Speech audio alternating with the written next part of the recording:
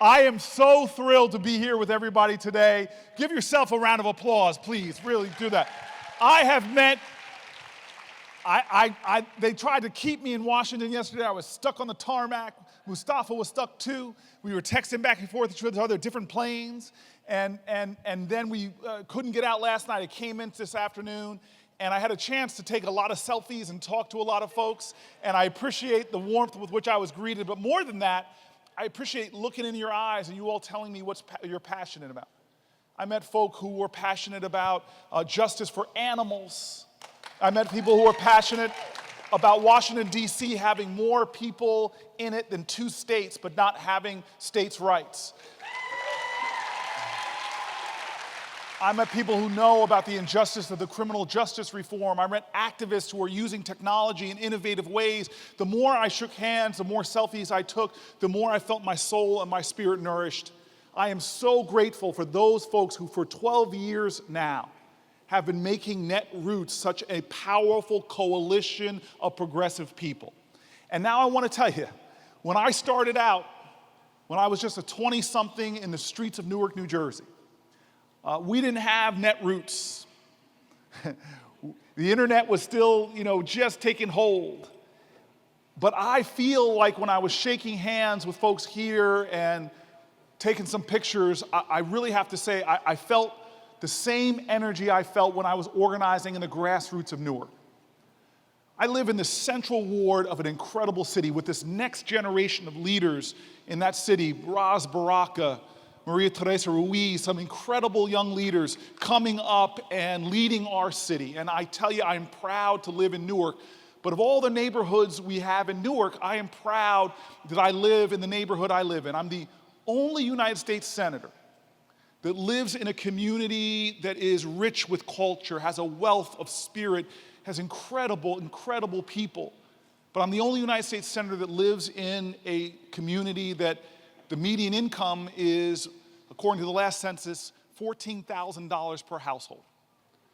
I live in a community that is technically below the federal poverty line.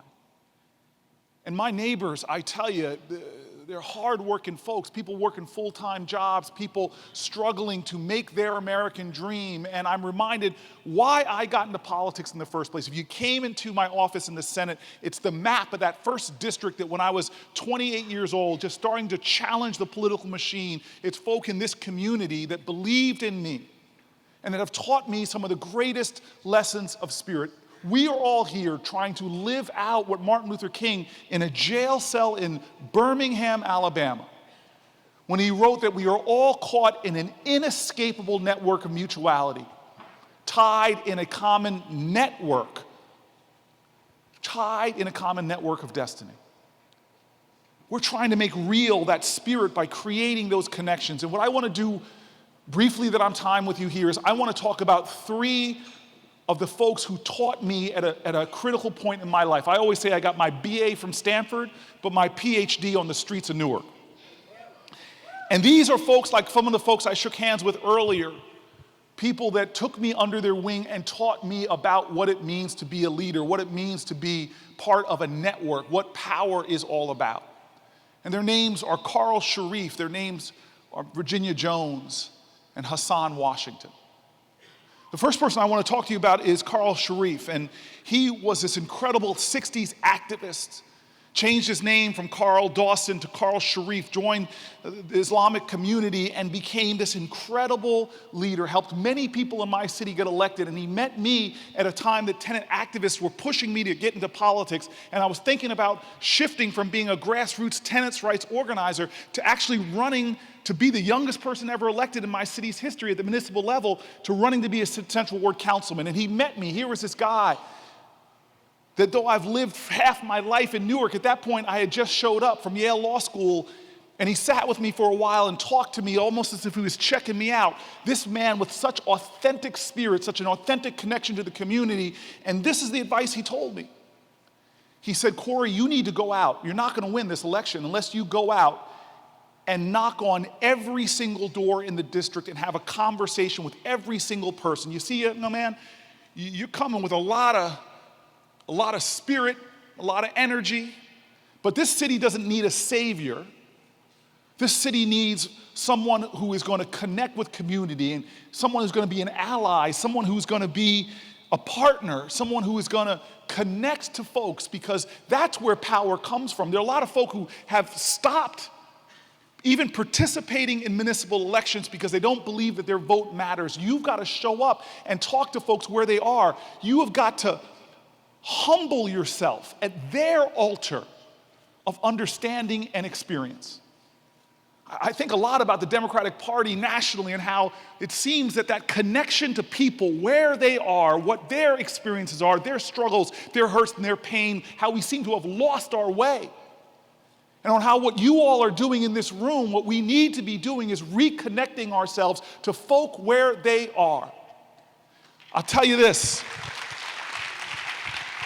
The Democratic Party is good for nothing if it is not standing up for the values and the issues. My grandfather in Detroit, Michigan, was a Republican at a time that most blacks in the country were Republicans. And when FDR came on and started talking about things that made a difference to people, Social Security, Medicare, started making changes, my grandfather went out and organized 14 districts to switch over from Republican to Democrat, because people believed that this party was going to stand for the working person. Well, Carl Sharif sent me out there to connect with folks, and I know that part of his dream for me, sort of his hope for me on sending me out to knock on thousands and thousands of doors, was he seemed to understand the truth. That you can't lead the people if you don't love the people. And I'm telling you,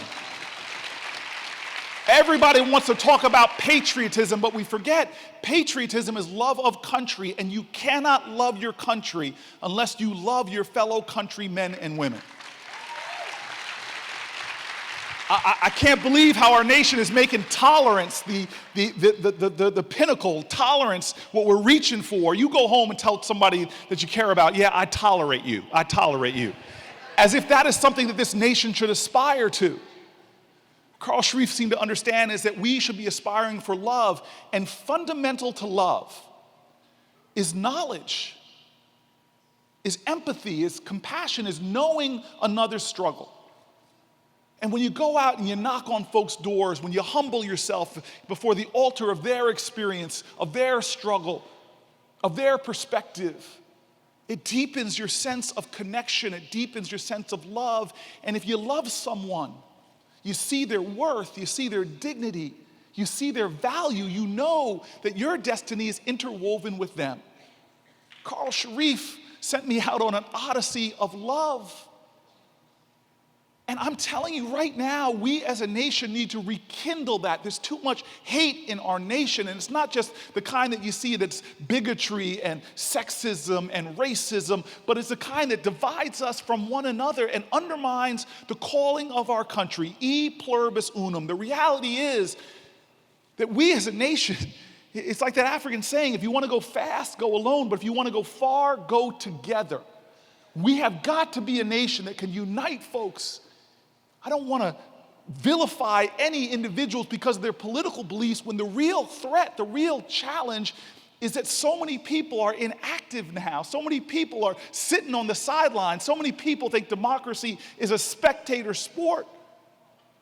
We have got to restore the human connections that are necessary to cultivate not just love, but engagement, a more courageous empathy, a more powerful activism.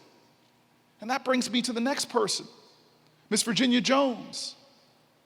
You see, she was somebody that really knew that if we stop and listen to each other and see each other and feel each other and love each other, we would know from inner cities to rural areas, from suburban places to factory towns, that there is a common pain in this country. But we are lacking a sense of common purpose. A common pain, but we're lacking a sense of common purpose. She had this frustration that somehow this nation along the way had surrendered its vision for itself, and that there was more of an existential angst that came from people not seeing the true calling of this country. You see, Miss Jones was this woman who was about 5 feet and a smidgen tall, Like Carl, she was one of my elders in the community, and she was tough. I do not sanction any kind of violence, but one of the stories about her that was legend in the neighborhood is the slumlord and the high-rise projects I would move into and live into and for about a decade, tough buildings with a horrible slumlord. Legend was that she punched this slumlord in the face, just popped him. The landlord sued, dragged her to court. The story is the judge sat there and looked at her, this small, demure woman, and you know she played that up. She was clutching her purse, I'm sure. And looked at this big slumlord and just threw the case out of court. She had her son murdered in the lobby of the building I would move into. So much hurt, so much pain in our communities. We're disconnected from the suffering. But she was this woman that never left. I asked her, why haven't you left these buildings? She and I were two of the highest net worth earners that were in those buildings. I said, I knew she could live other places. I said, why are you still here? And she looks at me and she goes, boy, why am I still here? I go, yes, ma'am. She goes, why am I still in apartment 4A? She goes, I go, yes, ma'am. She goes, why am I still the tenant president since these buildings were built in 1969? That's electoral longevity, folks. We had no term limits in Newark. And I go, yes, Miss Jones, why? And she goes, because I am in charge of Homeland Security. She had this sense of responsibility. She lived those 10 two-letter words that are necessary for change. It's essential for being a change agent. Those 10 two-letter words, if it is to be, it is up to me. She didn't allow her inability to do everything to undermine her determination to do something. She didn't get all upset, caught up in a state of sedentary agitation. She every day got up, even on the painful days, even on the hurtful days. She taught you by watching her that sometimes courage doesn't yell and scream or give a big speech or a battle cry. That courage is most often marked in America by those folks after a day of pain, of shame, of hurt, that no one can imagine, it seems, that you still get up the next morning, get dressed and go outside for another day of working and serving and loving. And what Ms. Jones taught me is this idea that somehow we have a crisis of vision. When I had first come to that neighborhood and I was still this Yale law student, I showed up as if, that swagger, and I knocked on her door and I said, ma'am, I'm CoryBooker. I'm from Yale Law School, ma'am. I'm here to help. And she looks at me like the eyes saying, boy, you're the one that needs some help. And this was a tough neighborhood, and after talking for a while, she took me to Martin Luther King Boulevard and she said, what do you see around you? And I said, what do you mean? She goes, describe the neighborhood. And I described it, the high-rise projects, the graffiti, the abandoned building being used for a drug house. And I just started describing the neighborhood, the one I still live in now. And she looks at me and she starts looking upset. And finally she says, you can't help me. And she starts walking away. And I run after this woman. I grab her from behind very respectfully. And I say, ma'am, what are you talking about? And she goes, boy, you need to understand something. The world you see outside of you is a reflection of what you have inside of you. And if all you see is problems, darkness, and despair, that's all there's ever going to be. But if you're one of those stubborn people who every time you open your eyes, you see hope, you see opportunity, you see beauty, you see love, you see the face of God, then you can be one of those people who helps me. And she walks away, leaving me there on the streets, thinking to myself, okay, grasshopper, thus endeth the lesson. What's happening to our vision in this country? She wasn't the first leader that talks about what you see outside of you. She wasn't the first leader to talk about something's wrong in this country. Martin Luther King spoke in one of his famous speeches. It was after John Lewis and marchers had tried to march from Selma to Montgomery, and they got stopped on the Edmund Pettus Bridge, gassed and beaten by Alabama state troopers. They came back and marched again, and eventually they made it. And King gave his famous speech. Some of you all know one of the lines where he says, how long? Not long, because the truth crushed to the earth will rise again. How long? Not long, because the arc of the moral universe is long, but it bends towards justice. Many of you all know those lines, but I think a more important line to this speech is what Martin Luther King talked about by challenging the vision of this country and what we are beginning to accept as normal. Let me read you what King said. On March 25th, 1965, he said, "It's normalcy all over the country, which leaves the Negro perishing on an island of poverty in the midst of a vast ocean of material prosperity. It's normalcy all over America that prevents the Negro from becoming a registered voter. It is normalcy. And no, we will not allow Alabama to return to normalcy." In honor of these two elders that I talked to you about, of going through my community and seeing the realities and connecting to the people and the struggles, in reality of a woman who never stopped seeing what America could be and should be, I want to tell you right now that we know in this room the kind of normalcy that Martin Luther King was talking about. It's a normalcy we've allowed to creep into this country, that a person working a full-time job in this nation at minimum wage still lives in poverty. It's a normalcy that's crept into this country where in every county, there is not one county in America where a person making minimum wage can afford a two-family home. It's a normalcy that's crept into this generation of America, so different than generations past, where every generation economically would do better than the next generation. 90% of baby boomers did better economically than their parents, but now it's normal. In the millennials, it's just a coin toss. Only 50% will do better. It's a normalcy in this country that all over this nation, hundreds of thousands of Americans can barely afford their prescription drugs or cut pills in half just so that they can afford them. It's normalcy in this nation to have a criminal justice system where Brian Stevenson says we have a nation that treats you better if you're rich and guilty than poor and innocent. It's normal in this country that we've created poverty being a crime in this nation, where right now, as we sit comfortably here, some of you all will know the name Khalil Browder. There are thousands of kids in our country right now as we sit here who've been convicted of nothing but sit in jails because they cannot afford the bail to get out. It's normalcy in America that people in our country, for doing things that 3 of the last 4 presidents admitted to doing, have a life sentence. Not a life sentence in jail, but a nonviolent drug offense in this country means that for your rest of your life, you can't get a Pell Grant. It means you can't get food stamps, you can't get many jobs, you can't get many business licenses. It's normal in this country that every month thousands of people are victims of gunshots. That yes, we seem to notice, although it's becoming more and more normal, mass shootings, but in neighborhoods like mine, all across America, people are being shot day after day after day after day. Shahad Smith murdered at the top of the block that I live on right now. It's normal in America. Yes, we seem to say it was abnormal for people to be separated, families to be separated, children taken away from families at the border. We seem to say that that was abnormal as a country, but here we are in a nation that all across our country, our immigration laws are having people separated from their families, being threatened with deportation.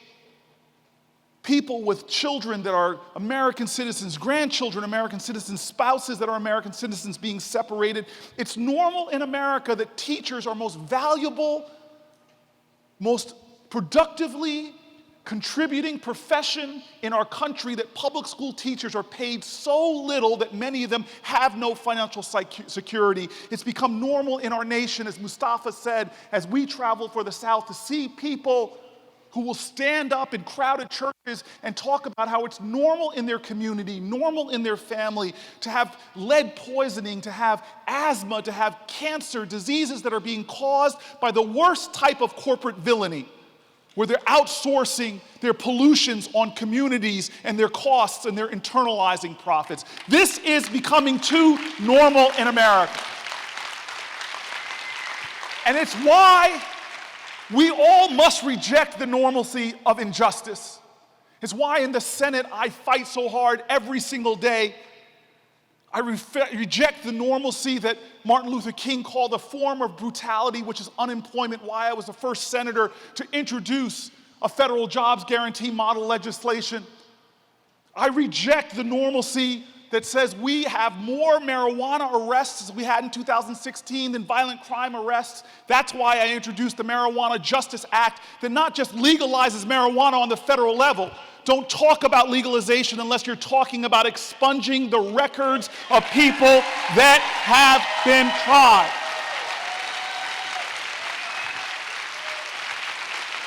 I reject the normalcy of our nation that we have such savage divides in access to health care. I reject that normalcy by saying that health care is a right in this country and we should have Medicare for all. I reject the new normalcy in this country that seems to has been accepted by too many after Citizens United of corporate dollars, an obscene amount of corporate dollars. That's why I'm one of only 5 senators, now 6, that says we reject corporate contributions. We will not take them. You will not influence it. That's 96. That's 94 senators to go. I reject the normalcy that corporations that pollute get more legal power than the citizens that they're polluting, and that's why I introduced the Environmental Justice Bill with partners like Mustafa. I reject that normalcy. I reject the normalcy that teachers, public school teachers, are undervalued, underpaid, underappreciated, and often financially underwater, and that's why I've called for a GI Bill for public school teachers, so that they get the tax breaks that now are given to hedge fund operators, that they get the tax breaks that they deserve and the incentives to come and teach in communities. And I reject the normalcy in our country that lesbian, gay, bisexual, and transgender Americans in the majority of states, they may now be able to marry and put it online, their celebration of their love. But in the majority of states, they could be fired from their job with no legal recourse. That is the normal that I reject, and that's why I support and have sponsored the Equality Act that would end that in America. We in this country have to start saying we reject the normalcy of injustice. We were a nation that founded itself by saying we would be an abnormal nation in the most righteous of ways. We broke with theocracies and monarchies and totalitarian forms of government, and we formed a nation founded in liberty. And I'm not going to say in any way it was perfect. Our founders who wrote into our documents that Native Americans were savages, that blacks were fractions of human beings, women not mentioned at all. But we put forth into this universe the oldest constitutional democracy, that we would be a nation always striving to set a higher and a better normal. We would put forth the American dream. And we said we would sacrifice for it.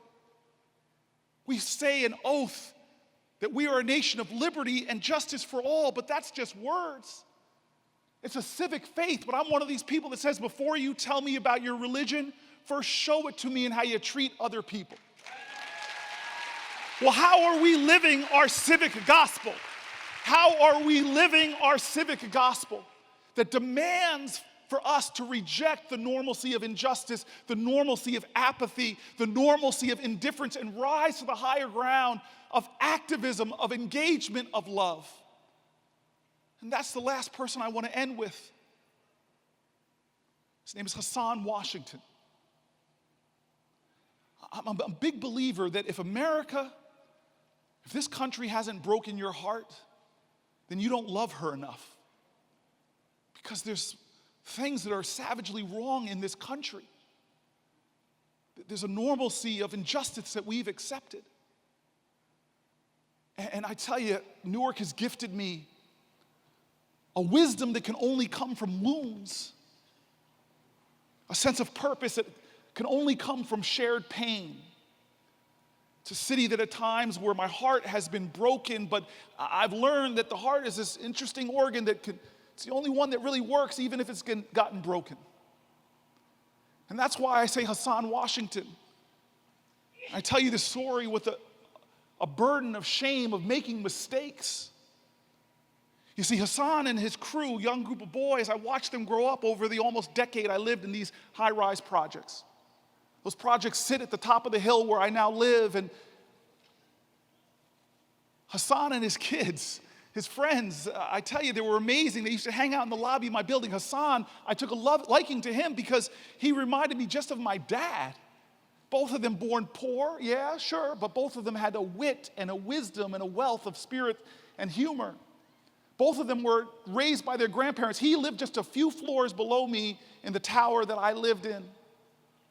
And Hassan and his friends would greet me when I came home. They would cheer me on. But one day I came home and I smelled something in the lobby of that building that I had not smelled so pungently since I was at Stanford.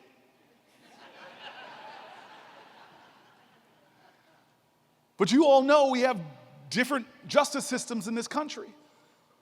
I mean, we've had sort of de facto marijuana legalization because there's many communities people aren't afraid.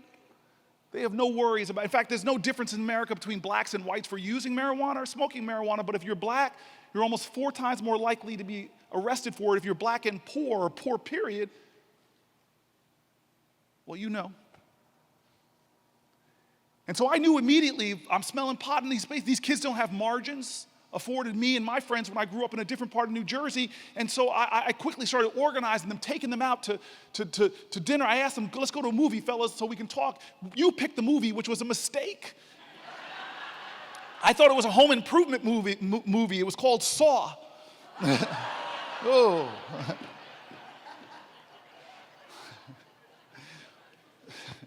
But I embarrassingly tell you, I got busy and didn't follow through on a lot of the things I had intended to do with these boys. And I got busy running for office. I was running for mayor of the city of Newark. And yet, even though I got busy and wasn't following through, they were still in that lobby when I'd come home at night. They were still cheering me on, yelling at me, hey, we're going to vote for you. We got you. And I would smile to myself knowing that they were 17 and couldn't vote.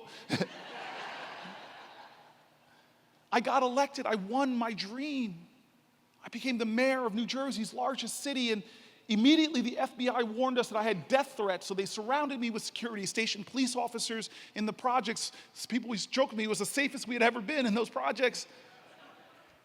But the kids in that lobby, I don't care who you are in this room, you don't want to hang out in high school where there's police station. And so I didn't see these boys, but I was running around the city.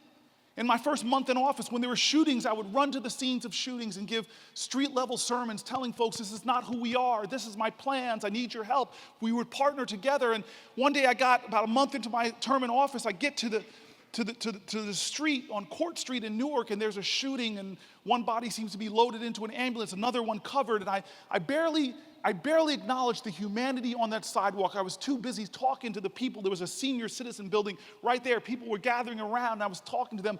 By the end of the day, late at night, I'm going home to steal some hours of sleep, and I'm sitting down on my bed reading my BlackBerry, the reports, and then I see it, the name of the person who was murdered on that street. It was Hassan Washington. God had put him right in front of me, 4 floors below me. He reminded me of my dad who, when his grandmama couldn't take care of him, strangers brought him in. My dad, when people pooled their money to get him off to college. My dad, whose story is not just a story of hard work and grit, but of loving communities that would not let this child fall behind. And there he was, Hassan Washington, at my doorstep every day, and I let him slip. His funeral, I will never forget. Perry's Funeral Home in the Central Ward of Newark. It was this one room in the basement that you go down into it, and it's like walking into the bow of a ship. And there we were, packed into that room, chained together in grief, swaying with each other, moaning in our pain and our agony, piled in one on top of the other. And there I was, standing in the back, hurting, feeling shame and pain about Hassan's loss. And I look up there and I see something that is now normal in America. Another black boy in a box. And here we all were. So many of us crowded together for his death. But where were we for his life? I stand here with you today to tell you I am proud of Netroots. I am proud of the activists I've met. I'm proud of the handshakes and the hugs. I feel the spirit in this room. But we are at a time where injustice has grown to be normal in our country, and it's time for us to work together to get folk woke, to help people understand their power, to let folks know that what I'm talking about, some people might say, oh, those are impossible challenges, but they've got to know that American history is a perpetual screaming testimony to the achievement of the impossible. We got to let folks know that no matter how powerful corporate greed and corporations might be getting, no how powerful the obstruction in Washington is, how powerful an office at 1600 Pennsylvania Avenue may seem, we have to let people know that in the history of this country, we have shown time and time again that the power of the people is greater than the people in power. And now,